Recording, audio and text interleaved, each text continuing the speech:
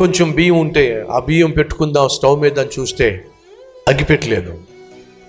అగ్గిపెట్టలేనప్పుడు కిరాణా shop దగ్గరికి వెళ్ళి వాడిని అగ్గిపెట్టి అడిగాను. పావలా అని చెప్పి అన్నాడు. నా దగ్గర 15 పైసలు ఉన్నాయి. అతను చూసి మీరేమనుకోకపోతే ఓ సహాయం చేస్తారా అని అడిగాను. ఏమిటా సహాయం అని అన్నాడు. ఈ అగ్గిపెట్టిలో సగం పుల్లలు మాత్రమే నాకు ఇవ్వండి, సగం పుల్లలు మీ దగ్గర ఉంచుకోండి అన్నాను. అదేమిటయ్యా సగం సగం ఏమిటి? నా దగ్గర పావులా లేదు, నా దగ్గర 15 పైసలే ఉన్నాయి. అగ్గిపెట్టిలో కనీసం సగమన్నా ఇస్తే వీళ్ళు కొంచెం వండుకుంటాను అని చెప్పి అడిగారు. అతడు ఆ రోజు దయతలిచి పోనీలే పూర్తిగా అగ్గిపెట్టి పట్టుకెళ్ళాం.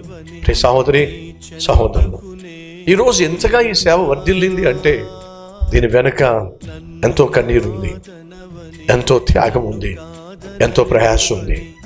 ఈరోజు ఒకవేళ మీలో ఎవరైనా ప్రభువుని నమ్ముకున్నందుకు, ప్రభువుని సేవిస్తున్నందుకు ఆర్థికంగా కష్టాల గుండా వెళుతున్నట్లయితే, మానసికంగా కృంగిపోతున్నట్లయితే, ఏ మేలు మీ జీవితంలో చూడలేకపోతున్నట్లయితే దయచేసి ఒకసారి సతీష్ కుమార్ని చూడండి.